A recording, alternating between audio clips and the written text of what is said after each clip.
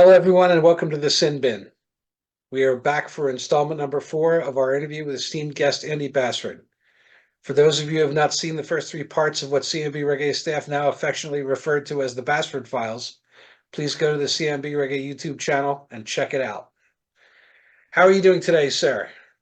I'm pretty fried, but happy to be here. Okay. Well, where we left off was you were touring with Dennis Brown, particularly in LA, and you oh, how um, oh, yes, how many? yes, yes, yes. The Peter Tosh tour. Right, right. So Dennis Brown, you toured from 81 to 88. That's 7 years. I guess 81.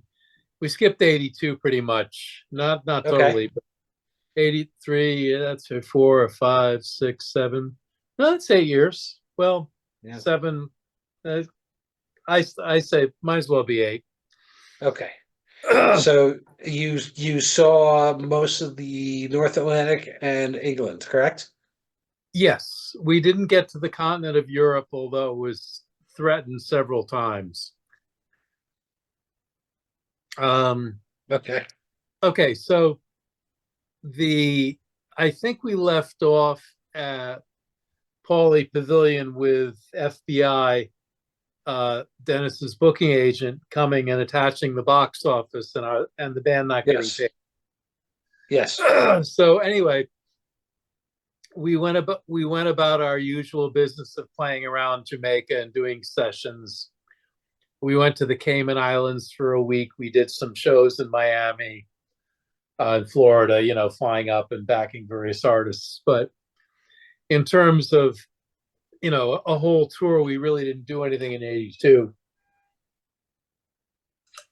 So um, in 83, I think it was 83, Copeland would know for sure in his book.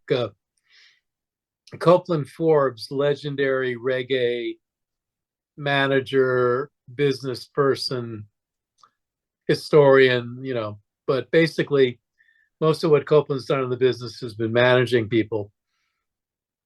Uh, in 83, the last album of Dennis's 3 album deal was due, and A&M wanted him to tour, and we were still estranged from him.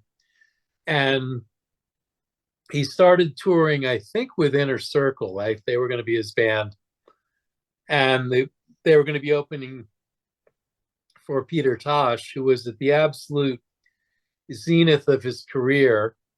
Johnny B. Good was all over MTV, which was still a new thing. And he was one of the first artists, if not the first, to get major MTV airplay with it. If I'm correct, I was in Jamaica, so I didn't see much MTV, but Mm-hmm. to the best of my knowledge, that was what was going on. And the record was selling like crazy, and he was doing a really nice tour of uh, sheds and things like the Greek Theater and so on and so forth. So uh, Copeland hooked Dennis up with the tour. I guess I'm not sure who was booking Dennis then. Maybe it was still FBI. Anyway, uh, hooked him up with the tour, and it didn't go well with him and Inner Circle. They're a very good group, but they had been doing their own stuff for a while, and Dennis was used to us, and they didn't have a horn section, so on. So after a few dates, they temporarily pulled the plug on the tour, and Copeland came back to Jamaica to talk to us. Right. And we used to rehearse in Lloyd's record shop on Halfway Tree Road.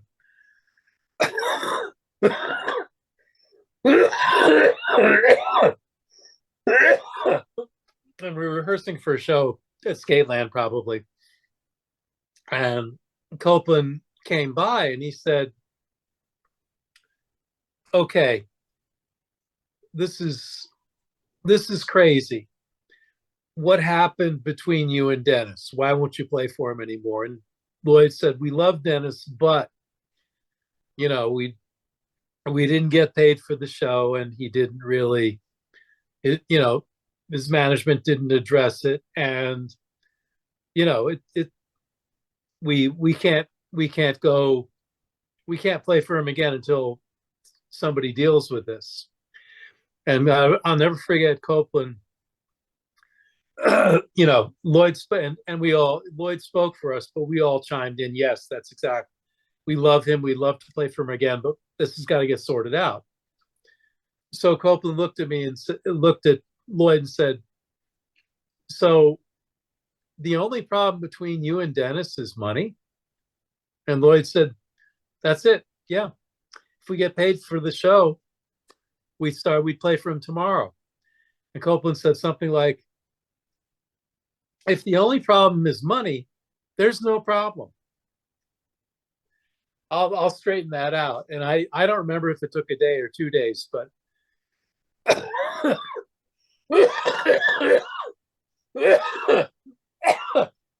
once Copeland heard what the problem was, excuse me, I have to blow my nose here.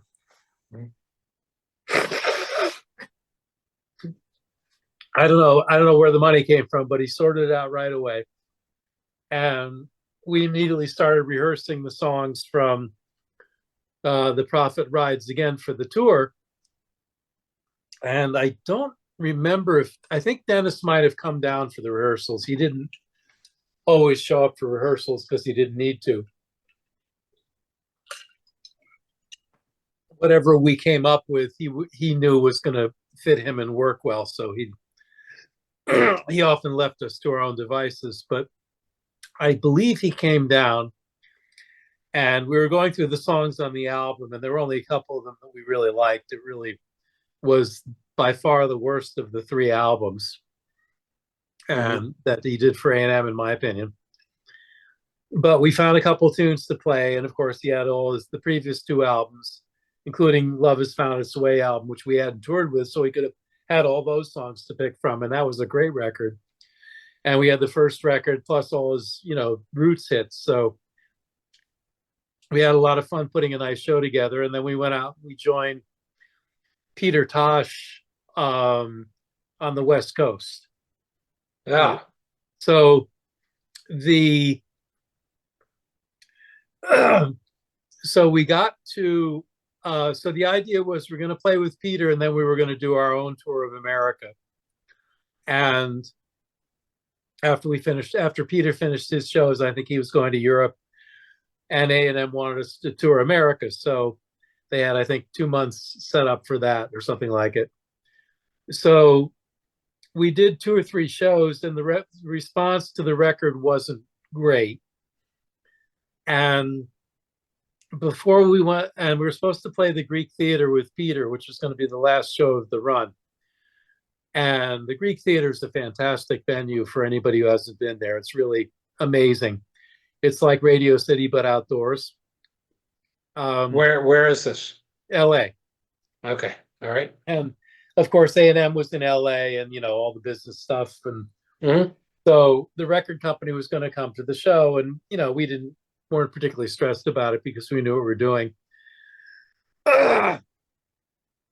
So we were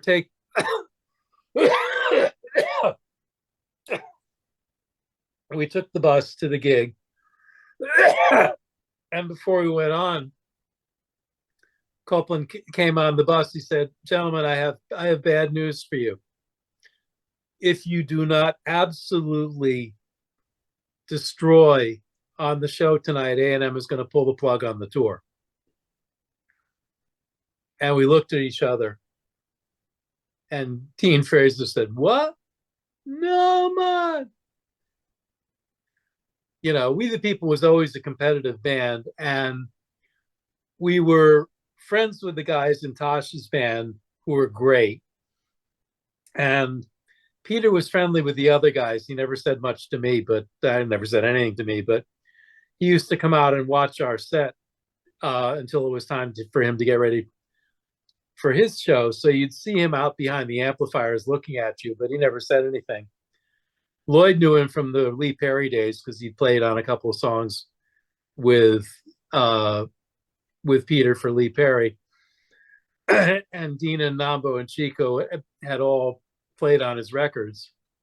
So anyway, the Greek Theater, if I remember right, was sold out, and we were always good, but now, it was, are we going to work for the next 2 months, or are we going to be unemployed for the next 2 months? Well, we all went out there ready, loaded for bear, however you want to put it. Mm-hmm. But Dean in particular played sax. He was always great. He always stopped the show. But by the time he was done playing this, by the time Dean Fraser was done with, his sax solos, we might as well have been the headliner for the response that we got. People didn't really necessarily know Dennis either. They were there to see Peter. And it was as good as we ever played. It was really one of the high points of my time with We the People. And I think it was the best Dean ever played. No, I wouldn't say that. There are a couple, he was always great, but that one in particular stands out. I thought the back wall of the Greek was going to fall down the way he was playing. So we left the stage on fire, and now it was up to Peter and Word, Sound, and Power to prove why they're the headliners. Mm-hmm. And to their credit, they went out there and did the same thing. And fortunately for posterity, somebody had decided to videotape that show. And you can see it, Peter Tosh live at the Greek. And it's really a great, great Peter Tosh video. And I always thought Dean should have got some kind of production credit on it, because they had to follow us. So they were totally on their game. And fortunately, the cameras were running. We could all enjoy it. They didn't film us, which is fine. But, so that was a high point. And afterwards, after the show, Copeland came on the bus and said, "Gentlemen, I have good news for you. A&M has decided to continue with the tour."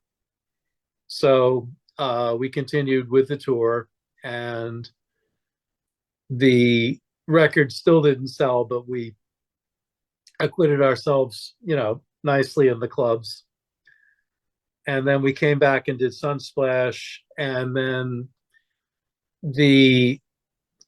Dennis's contract was up, but he was still popular with, the Jamaican audiences. Mm-hmm.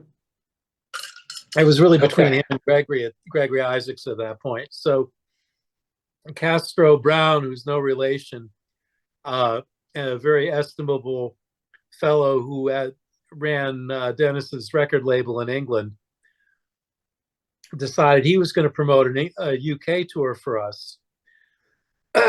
And we went over and did that. And then they decided we were going to play at Crystal Palace with this big reggae sunsplash, splashing the palace, they called it. And there is video of that. And that was also a real high point. On the bill were Musical Youth. Musical Youth. Yeah, right when they were the biggest, right? Right, that right when that was when they were the biggest.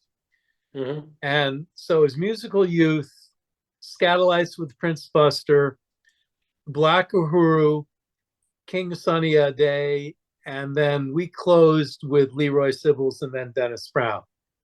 Got it. So this was the high watermark of Dennis's career. The show was sold out. He was headlining.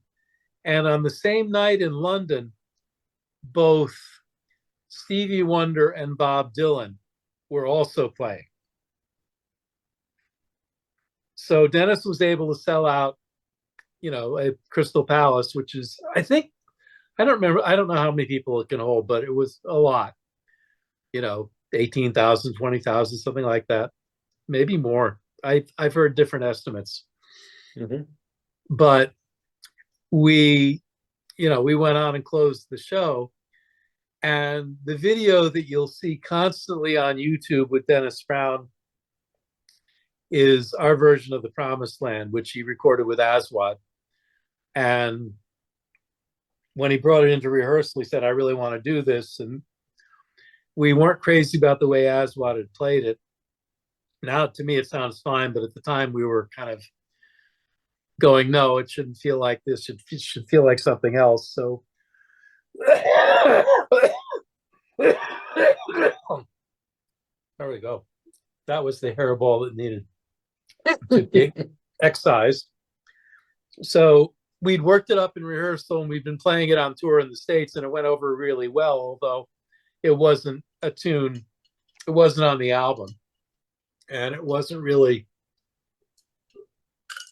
a big tune in Jamaica, if I remember right. But apparently it was big in England. In any case, I think he closed with it. And they videotaped the entire show. It came out as Splashing the Palace. And it's on, you can see it on YouTube or get the video. And the high point is really Dennis singing Promised Land. And it's just great. Every time I see it, I feel proud that I had something to do with it. And another thing that we did, I think it was on the previous tour, because we toured England, then we went back to Jamaica, and we had to come back to do this one show. And during the previous tour, we did a TV show called Black on Black, which is also up on YouTube. And a woman named Pauline Black, who had been the lead singer in The Selector, one of the two-tone bands, had become a BBC Two, or I think one of the subsidiary BBC channels. She hosted this show that ran for a few years called Black on Black. It was various Black artists and groups and so on. And so we went on that. And I think I saw that when I was doing legwork to interview. I think I saw that. Yeah. Yeah. And there's a really nice interview with him. And Dennis was a great interview. He had really high social skills, and he knew how to talk to anybody. You could have put him in front of the Queen of England, or in an alleyway in Trenchtown, and he could talk to anybody the same way. And and Toots, by way of contrast, was a terrible interviewee. He had many skills, but that wasn't one of them. So the show is Dennis being interviewed by Pauline Black, and then we did a song, and then I think he came back, and then we did Love Has Found Its Way. And that was also a real high point of my time with Dennis, because we played that song as well as we'd ever played it. And, and again, it's on TV, and then it ran a few minutes over. So we got overtime, which, nobody got overtime in Jamaica. So we were excited that we got an extra 30 pounds a piece or whatever it was. So then a little out of sequence here. So after we did the Black on Black show, we came back and did the Splashing the Palace show. And something happened on that never happened before or since in my career. Apparently the show did so well that they needed an extra few days to do the accounting. So they put us up in the hotel for another 3 or 4 days and gave us per diem. And then I don't remember what we got for the show, but we got an extra 25 or 30% on top of what was already agreed to, because the show had gone into some sort of percentage. And a couple days of rest. Well, I ran around, and I love London, so I ran all over the place, and I discovered an African record store, and that was when I got interested in African music. And we'd seen King Sunny on the show, so that really piqued my interest. And then I was wandering around and saw an African record store, and I said, well, they probably have King Sunny records. So I went in there, and sure enough, they had everything, from all over Africa. And I loaded up on African music and brought it back to Jamaica, and nobody wanted to know anything about it. And here we are in 2024, and everybody's talking about Afro beats. Yep.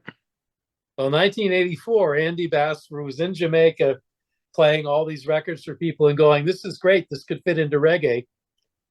And everybody's scratching their heads. Mm-hmm.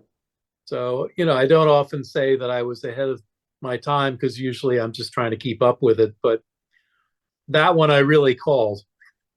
Right. So, but there was a thing that happened at the tour, like after the tour, after the show, I'm sorry, during the downtime, Copeland said, A&M wants to hear demos for the next album. The deal is up, but they'd like Dennis to renew, but it's conditional on the quality of the tunes that he's going to record. And that's always a good idea. But in So this case, what year was this? This this is was 84. 84? Yeah, so the 84? deal expired in 83. In Okay. those days, you had the standard record deal was 3 1-year options, with the record company having the choice to exercise the option to keep you or not. Right. So after the first record, they said, of course, we want to keep him. The second record was even better than the first, so they kept him for the third. And that was kind of a dead duck. But they still believed in Dennis. We'd done really well on the tour in terms of reviews and audience response, which they took very seriously in those days. And he just sold out Crystal Palace, so Right. he was obviously still viable. So in 1984, were Jimmy Jam and Terry Lewis running A&M at that point in time? No, they never ran A&M. Okay. No, Herb Alpert and Jerry Moss. Yes. Okay, Herb Alpert. Okay, all right. Jimmy Jam All and right. Terry Lewis is Flight Time. That's a whole different thing. That's Minneapolis. Okay. They All right. came out of the time. Okay. That's right. Alpert and Moss. That's Herb Alpert from Yeah, the Tijuana Brass. same guy. Yeah, okay. All right. And according to Copeland, their reaction to Dennis was, even after the third album, was Jerry. He'd been in a meeting with them, and Jerry said, "Copeland, we believe in Dennis. Anything you need, you can come to us, and we will make it happen." Mm-hmm. They were still very high on him. So we went to the studio, and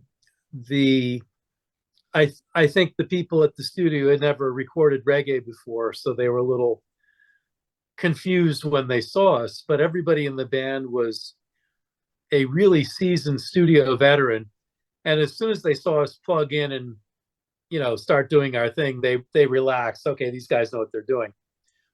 So we cut a few songs. Bo P had a song that he wanted Dennis to record that Dennis liked, so we did that. We did a couple of other songs, none of which I thought were particularly brilliant, but anyway, we did the demo session, and then at the end of it, Dennis pulled out a 16-track tape or a 24-track tape and said, "Boss, beg you cut on the M16 though." So he had brought his tape in. Copeland talks about this in his book, although he's got a little different slant on it. So I'm not telling anything about Dennis that isn't already known. So what Dennis wanted us to do was to recut M16 The on M16 on rhythm. its own tape on A&M's demo time, so that he could go out and put singers on it for his own label. And we didn't mind doing that. That would have been we would have done that for Dennis anytime he wanted. But we were all kind of going, this is your next record deal. Why, and Yeah. I was very inexperienced then, but that struck me as a bad sign. And in retrospect, as much as Crystal Palace was the high watermark, the demo session was the start of the descent. Interesting. And something about me, you know, it just No, hit me. nobody asked him why. Like Well, we knew why. what his think. He But thought that no, if it no, he wanted it on. I don't know what the conditions of his deal was with A&M, but he certainly was free to record other singers on his own label. They wouldn't have prevented him from doing that. He didn't want the M16 rhythm for himself. He wanted it for his label to put singers or DJs on. Again, we would have done that for him in a heartbeat. That was not the issue. The issue is, why are you thinking about this when the next 3 albums of your career could be on a major label if you were 100% focused on the demo session, which to me was already kind of a disappointment in terms of the quality of the material. So I thought, this is just a bad sign. But everything was going so well, we still were in the glow of playing this big show and, hanging out to get extra money and getting the extra money. So, it looked like everything was great. So we went back to Jamaica, and did we do Sunsplash that year? Yeah, we did, but I don't remember if Dennis was on it. I don't think he was on it that year, but we did Sunsplash. And then we continued to do what we did, which was play on other people's records and do gigs. And the other thing that came out of the A&M thing was, after the first album, A&M came to Lloyd and said, we had no idea Dennis had such a good band. When they signed him, they didn't realize he already had a top level backing band that had lots of experience playing live with him and was studio musician quality. They had no idea. They didn't know who he was going to show up with. And apparently they were almost as impressed with the band as they were with him. So they came to Lloyd after the tour and said, we love the band. If you guys have your own record, we'll put it out. So for a variety of reasons, we couldn't get it together to give A&M an album. And that's way too long for this, this review. But that again seemed to me like a missed opportunity. And, I'm a kid. I was playing in country western bars, 8 months before all this. Mm-hmm. Or a year before this, I was playing in a roadhouse on Route 54 in southeastern Connecticut, 354, for women with blue hair, Right. And I went from that to all this other stuff, and I was just trying to figure out how everything worked. Mm-hmm. And obviously that was a missed opportunity. And it turned out that what happened with We the People was there was more than enough talent in that band to go out as our own entity. Right. We had singers, we had writers, we had super players. We were disciplined, we were professional, but we couldn't agree about what a We the People record was going to be. And we were used to backing other people. We made good money doing it. And we thought of ourselves as Dennis's band. And I think everybody subconsciously thought, we're going to be like the Wailers with Bob. Dennis is going to be a huge star and we're going with him. And it was set up for that to happen, and it didn't happen. Yeah. So again, none of this is apparent in 1984. It's apparent in retrospect. But there were rumblings that things were not going as they could have gone. And, I was engaged to be married at that point. I was personally, was working my tail off in the studio. I loved playing sessions. I loved running around Kingston, going to clubs and hanging out and going to dances and, and going on tour and making good money. I mean, I never made good money as a musician before Jamaica. And here I was, one of the elite people doing Mhm. it. And, and Kingston is kind of a small place, for the amount of impact it's had on the world.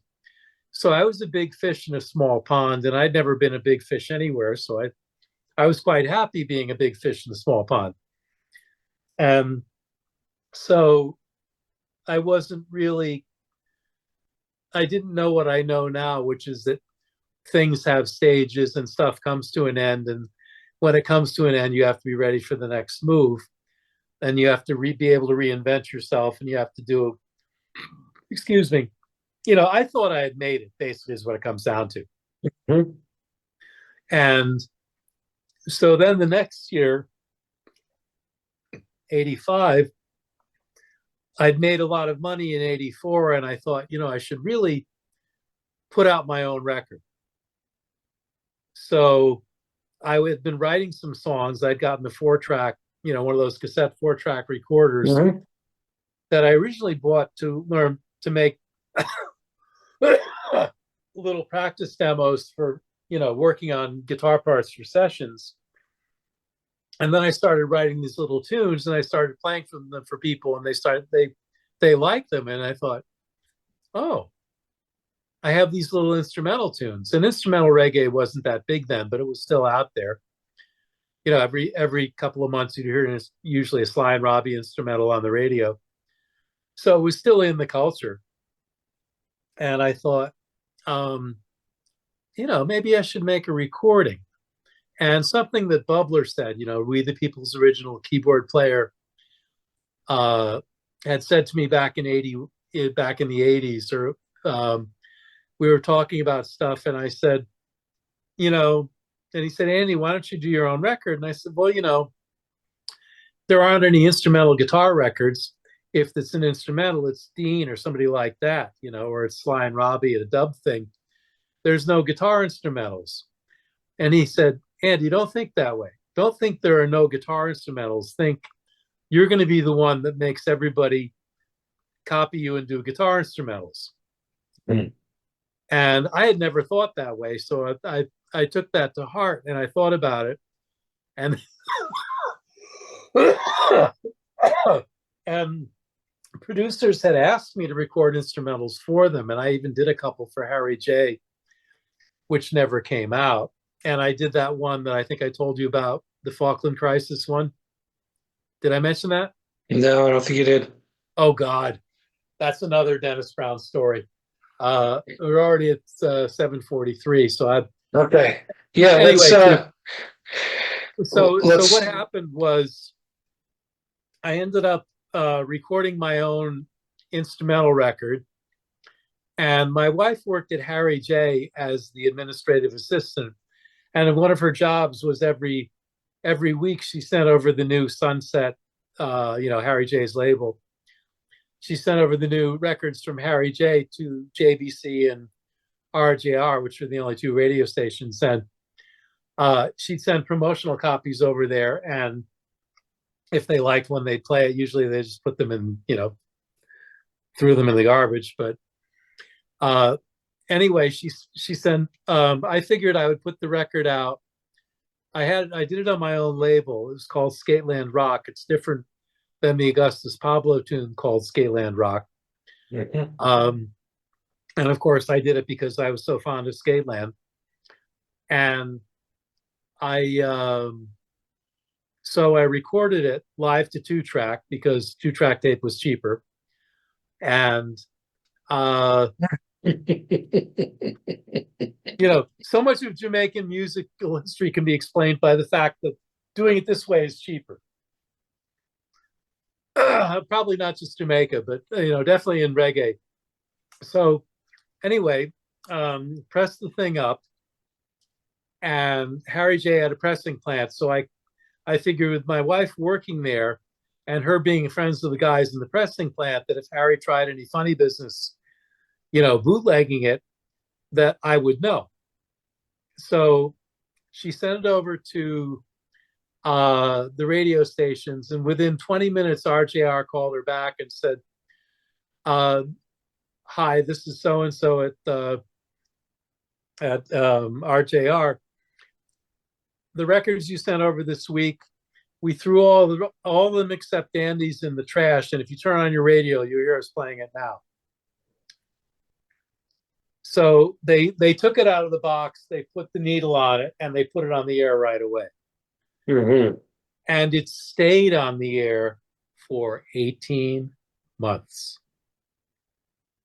And first JBC didn't play it, but RJR was playing it all the time. And so JBC started playing it. And they started playing it before the 8 o'clock news. Because at 8 o'clock, they had the BBC World News. Mm-hmm. I don't remember which one had the BBC World News. I think it must have been JBC.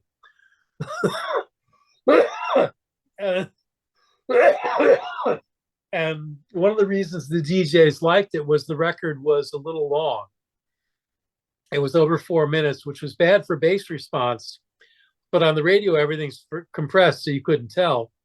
And it gave the DJs an extra 20 seconds to go to the bathroom or get a snack or whatever. Absolutely. And if they put it on before the JBC World News, they had a 20-minute break.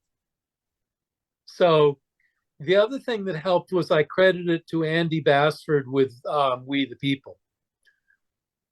And We the People didn't have any records out under our own name, except for an album Lloyd had done very early in the band's existence, which didn't really do very much.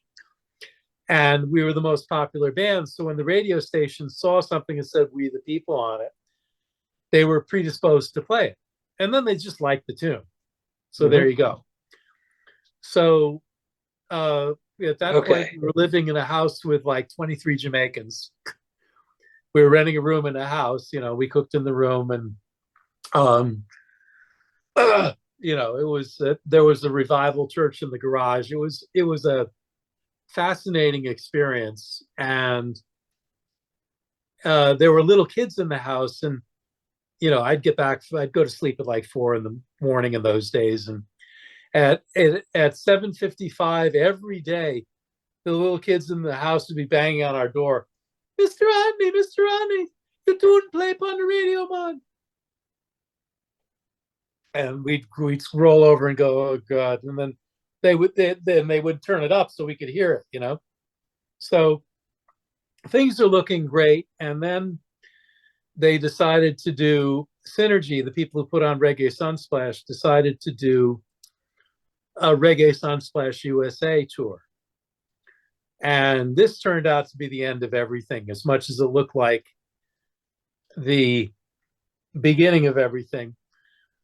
So what happened was that there had been fissures in the band for a while that were always papered over, because no matter how much we didn't like each other at any given moment, we could still play great together. It's really a crazy thing. You know, you read about things like guys, you know, big rock bands having 5 different tour buses, one for each guy in the band.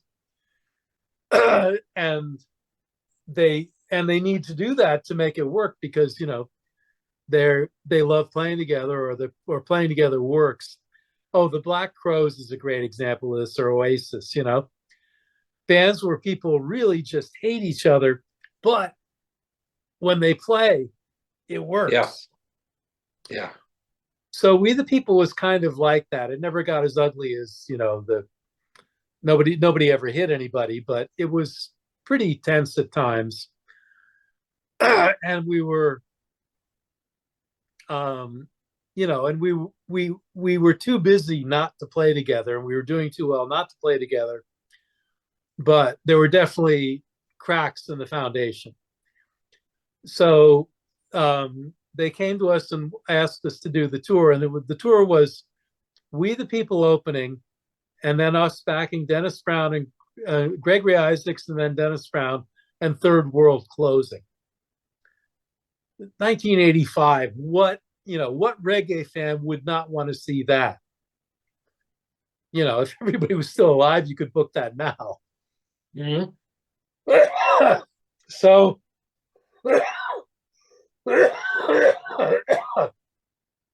and they offered us the most money we'd ever made going on the road. And we were opening, we were working harder than everybody because we were playing 2/3 of the show between, or 3/4 of the show between playing the opening set and backing the two artists. We didn't care, that we were used to backing 12. So backing two was like a day at the beach. So a bunch of ugly stuff happened on the tour. There were sponsors, they backed out. Poor Gregory was into freebase at that point, and that was chaos. That was chaos every day. And then they started missing salary payments. And finally, the whole thing came to an end in Kansas City, where we refused to go on. The only person that played was Third World. No, the only act that played was Third World. And they said they weren't going to, pay us. And there was this whole thing where we were stuck outside the hotel, and the hotel called the cops because we didn't have the money to pay the bill. And mind you, I'm on a bus with a freebase addict, and there's weed, there's all kinds of things on the bus, and the cop cars are gathered around the buses, and they're up in front of the hotel's called the cops. And Copeland comes on the bus and says, Andy, do you have $500? And I said, yeah, why? Because we had gotten paid the week before and I hadn't had a chance to send it home. So I was walking around with, a week's salary on me. And he said, give me $500. I can get out of this.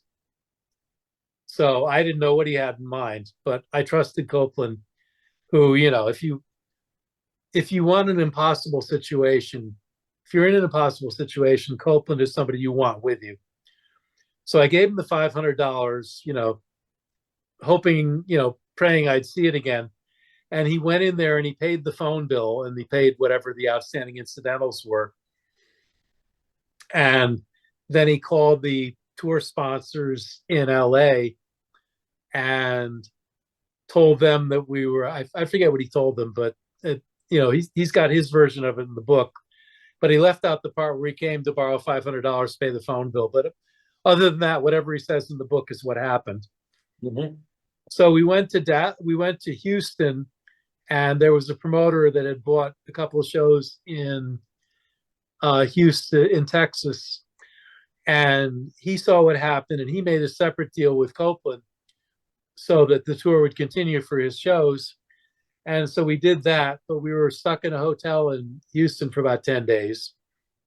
And I had a friend in Houston who had a car, so we went all over the place, and we went to guitar shops and stuff. So it wasn't too bad, but it really is really frustrating being stuck in the middle of Houston with nothing to do, not knowing what's going to happen next. So finally they sorted everything out, and they decided to do the last shows of the tour, which had already been sold out, including the Greek. And the last show was at San Carlos Circle Star Theater, which is like Westbury's got a rotating stage. Mm-hmm.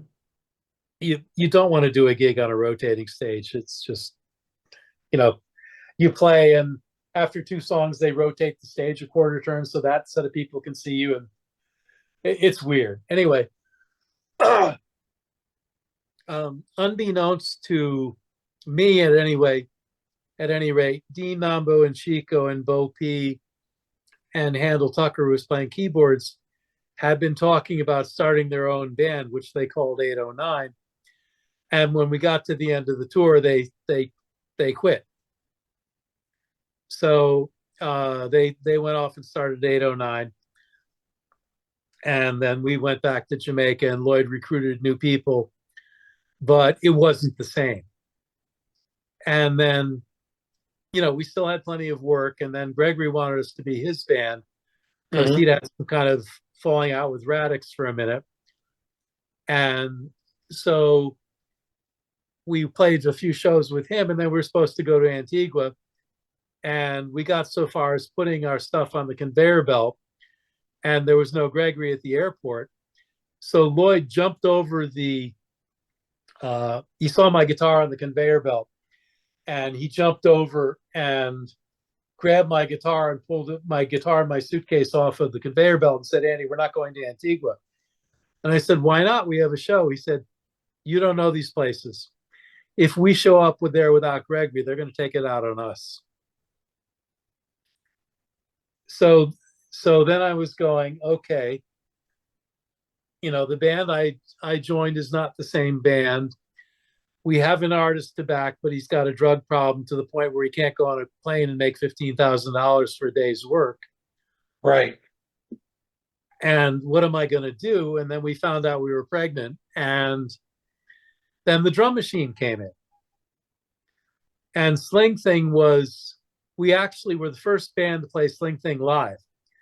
Because really? Yes, this is an unknown little fact of reggae history. Really? Okay. Yeah. You might have heard about the famous Raytown dances. Okay. Well, Dean was always the guy in the band with his ear to the street. Every band needs one. And in our band, it was Dean. It was one of the things that made him so indispensable. It's not just that he's a great player and has a great arranger and has, and a great producer. It's that he really knows music, but he's always open to what's happening on, at the roots. So Dean had been going to these Raytown dances, which had just started. I think they started in 85 or late 84. And he had been going to them, and I didn't know about them because Raytown was kind of off the beaten path for me, and I didn't have a car. But he came into rehearsal for the Reggae Sunsplash tour, and he had the 45, a Sling Thing. And he said, we have to learn this for the tour. This tune is tearing up Raytown. So this is, when you say the 45, you talk about like a dub plate kind of thing? No, vinyl. Vinyl from whose version? From the first one, the Jammies one. The Jammies one. Okay. Yeah, the original. With Wayne Smith. With Wayne Smith, right? Yeah, and Dean had a high voice like Wayne, so he said, "We have to do this on tour. It's tearing up Raytown. We're going to be the first to play it. We're going to be the first to go to America with it." And we listened to it. And Lloyd said, "What's wrong with the bass?" And Dean said, I think it's a computer bass. And Lloyd is a very traditional guy, and he kind of winced, and he said, well, all right. And he learned the bass line quickly enough. So I might have doubled it with him with my octave box. I think that's how we did it. Because I had been doing that with some of the Dennis Brown tunes that had like an electric bass and a synth bass, like Promised Land. And so I think that's might be how we did it. I don't remember. But we went to, we learned it, and we didn't play it in Jamaica because we went straight from rehearsals to the tour. First show was in West Hartford, and I'm from that area. And so we played West Hartford, and then we played Worcester, and then we played Radio City, I think. And there's a tape of the Radio City show, and you can hear us doing Sling Thing with Dean singing it. And this is before Wayne went to America or anything. Right. He was still like a guy singing on sound systems at that point. The record had just come out. It wasn't even on the radio. Right. But Dean had heard it and said, and based on the response it was getting, he said, we have to learn this. Yeah, it's a great rhythm. And let's see. Barrington Levy played it. Mr. Vegas played it. I think there's 200 versions of it. There's a lot of versions of it. A lot of versions. Who knows? A lot of versions. Culture had a version on, lots of people. So anyway, We the People with Dean Fraser singing was the first group to play Sling Thing live on stage. And I think we talked about On the Telephone before that. That was the first record that had a mix on it. Yeah. Okay. So I was there for both of those early dance hall events, playing on the first record with a mix and performing Sling Thing for the first time live. Cool. That's really cool. You wouldn't think to look at me, right? But Yeah. Yeah. The So so so anyway, this was getting I had bought a drum machine to do demos with. With my little 4-track, I got a drum machine and a synthesizer, and I was very happy in the room and in the house making these little demos, and then I experimented with singing and writing songs and stuff. And I was kind of, I wouldn't say I was bored with playing sessions, but I was very intrigued by the fact that I could make these little demos for myself and arrange them and put into practice what I knew about reggae in terms of the whole record, rather than just playing the guitar parts. So I was into that, and the drum machine came in, and I think Sly was the first, and then Peter Ashburn had one, and I might have been the third or the fourth person in Jamaica to have a drum machine. But it never occurred to me to use it on a record. To me, it was you make demos with it because you can't play drums. because you don't have drums, right? You put the demo together and say, listen to And this, then you and give it to find a some real drummer drummers if to you're going go to fill record it it. in. Yeah. Right. So Right. so anyway, by the time we came back, of course, Sling Thing was all over the place, and Sly had been using drum machines go back to the first big record with a drum machine on it, I think, is Why Can't We Live Together by Timmy Thomas, which is like 71 or something like that. Mm-hmm. And that's an organ drum machine, like a rhythm box. And in Jamaica, some of the Bob Marley songs like So Just Say and those things, I have a sound system tape from before Naughty Dread came out where they're playing it on a sound system with a different mix where you really hear the drum machine. So Bob was using it even back then. So it wasn't unprecedented, but Sly was really the first guy to do things other than hit a preset beat and play along with it. Sly actually programmed them, and Sly, being the genius that he is, whenever he buys a new piece of gear, he reads the manual and he goes through the manual and he tries and he does everything the manual says you can do with the gadget, and then he puts his own creative wizardry into play and makes it his own. Nobody played sin drums like Sly Dunbar. None of the American people who used it ever explored the sin drum the way that Sly did. He's like that with everything. I mean, my respect for him is just so profound. To me, he's like Picasso. He has all these different periods. Mm-hmm. And what he was doing in 1975 is light years away from what he was doing in 80 or 85 or 90. So anyway, I had this drum machine, and Harry J found out about it because a couple of my friends came over to the house. Delroy Melody, I don't know if you know him, a nice singer that has been around for a long time, never really had a big breakthrough. But Delroy heard one of the little demos and he said, "Can I come by your house and record something?" I said, "Sure." And JC Lodge and her husband, Errol, found out that I had a drum machine. And so people were coming to my house to make these little demos with the drum machine. I was totally into this, but it didn't occur to me to use it on a recording. And then one day, Harry said, "Why don't you bring your drum machine to the studio?" And I said, "Harry, I don't want to do that." And he goes, "Why not?" Right. I said, "Harry, all my friends are drummers." Yeah, they're going to throw rocks at you. And that was when it became clear to me that I had to either go with the program or leave Jamaica. Ah, Because interesting. I could see that, we were already pregnant and the inflation was getting really bad.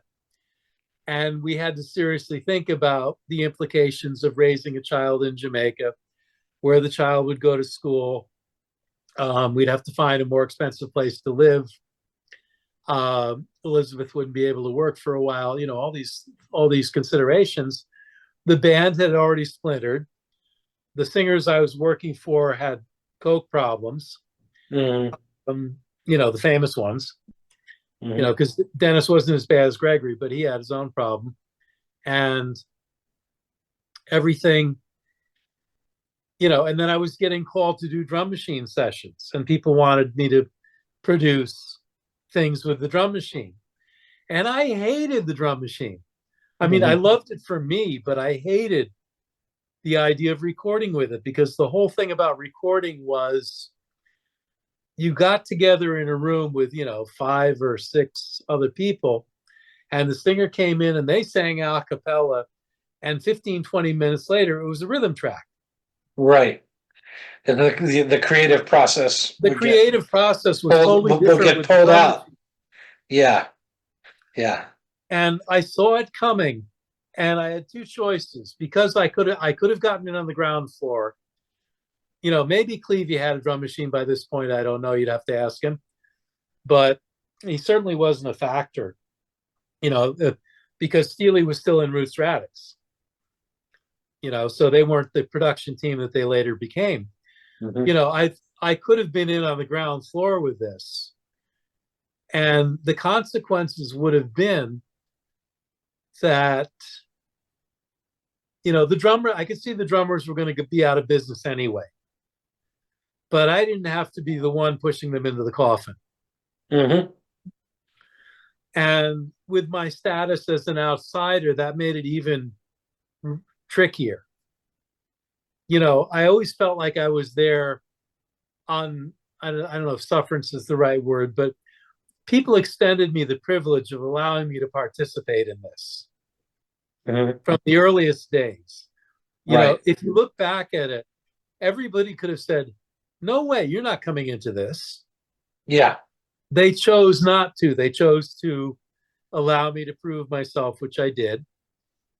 And because they had extended me that grace, I felt really indebted. Yeah, that's a fair word.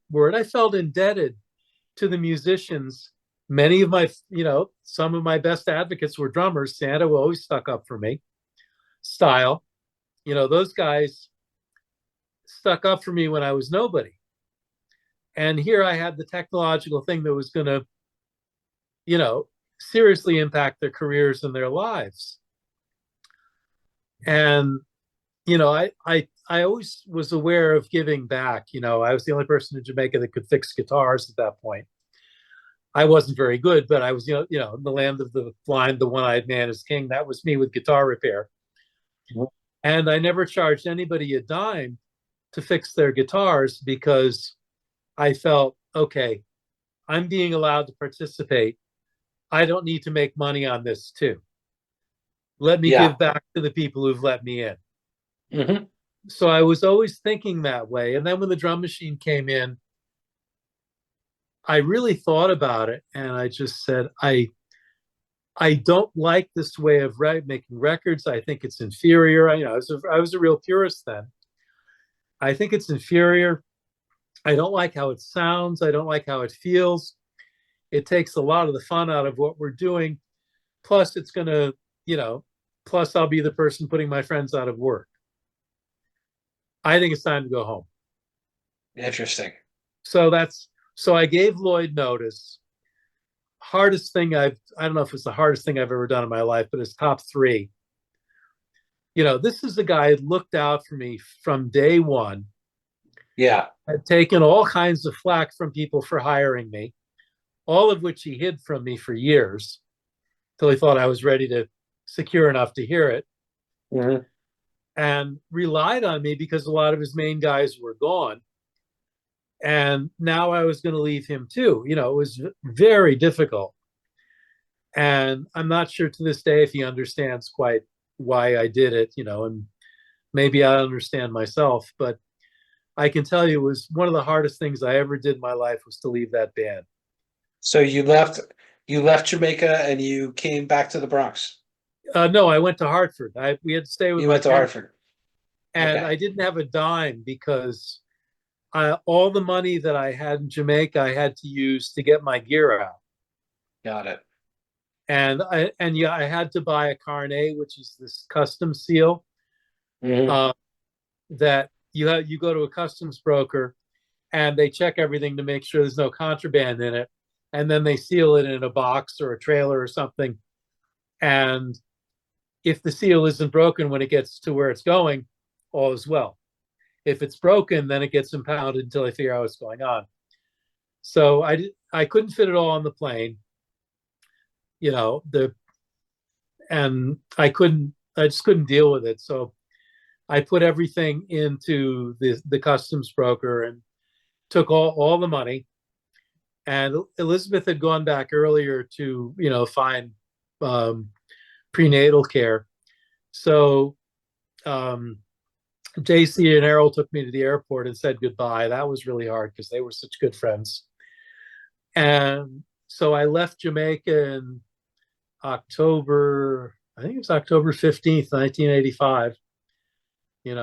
I came in July 5th, 1980. So what was that, 5 years, 4 years, 80, 81, 82, 83, 40. Yeah, 5 years, almost 5 years to the day, having, gone to the highest place you could be in Jamaica, short of being Sly and Robbie, and being in the top band and playing with the top singers, to having no money and coming back to America and having to say to my parents, can we stay here until we have the baby? Right. So it was Okay, so I think this is a good place to stop. We're at an hour now. Yeah. Once again, I'm open for another session next Wednesday if you're up for it. Let me see what the calendar says. Okay. For those in the CMB Reggae audience, once again, continue to tune in for new content every week. I will be putting out the episodes of the Bassford Files in short order. You will see them. And once again, continue to stay tuned. And for this particular episode, once again, I thank our esteemed guest, Andy Bassford. Oh, you're welcome. Please excuse me while I'm duplicating this calendar entry. All right. Thank you for joining us. And for the audience, we will see you next time. And the next time we go to Toots.